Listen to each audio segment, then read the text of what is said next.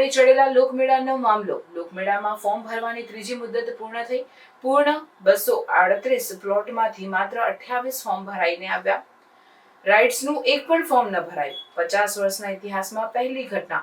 રાજકોટમાં બની કોંગ્રેસ નેતા અને પૂર્વ ધારાસભ્ય ઇન્દ્રનીલ રાજ્યગુરુનું લોકમેળા મામલે નિવેદન. લોકશાહીમાં બધી વાતને લોકોએ સમજવાની જરૂર છે. આવું શા માટે થઈ રહ્યું છે?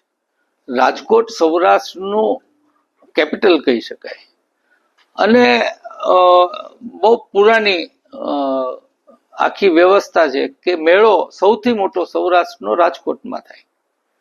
હવે રાજકોટમાં શું કરવામાં આવી રહ્યું છે? રાજકોટને ભાંગવાનો પ્રયત્ન થઈ રહ્યો છે. મેળો ન થવો જોઈએ.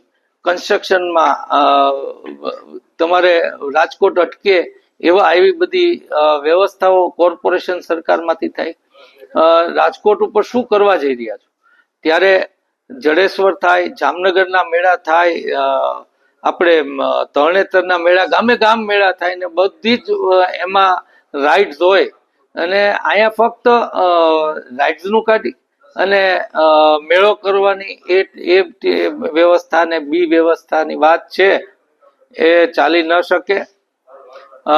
મારી અને ખાસ કરીને કે એ લોકોની ભાષામાં નીચેથી લઈને ઉપર લગી, એટલે કે કોર્પોરેટર થી લઈ અને પાર્લામેન્ટ સુધી એમના પ્રતિનિધિઓ છે.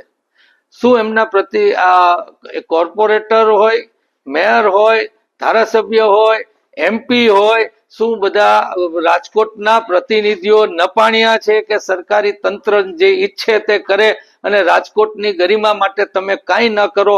એવા નપાણિયા લોકોને ભાજપના સિમ્બોલ ઉપર તમે ચૂંટીને મોકલા છે કે નહીં, એવો લોકોએ આમાં વિચાર કરવો રહ્યો.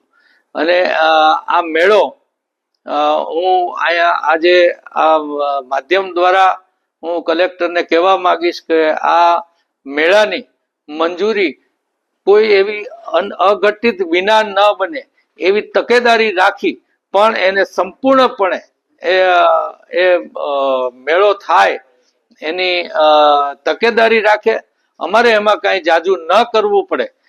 કાં તો ભાજપના લોકપ્રતિનિધિઓ જાગે, કલેક્ટરને સમજાવે અને કલેક્ટર છતાં ન સમજે તો એમના હાથની વાત છે.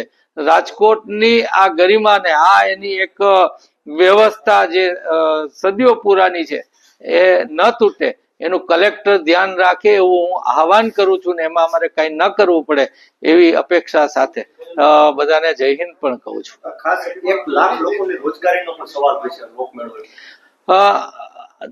કોઈ પણ પરંપરા હોય એ જળવાવી ખૂબ જરૂરી હોય છે અને જ્યારે પરંપરા બની હોય ત્યારે ખૂબ લોકો એના આધારિત એનું જીવન બનાવીને બેઠા હોય. એ લોકોનું પણ ધ્યાન રાખવામાં ન આવતું હોય ત્યારે આ ખૂબ ગંભીર બાબત છે. તંત્ર અને ભાજપના ચૂંટાયેલા રાજકોટના પ્રતિનિધિઓ આને ગંભીરતાથી લે એવી અમને હું ટકોર કરું.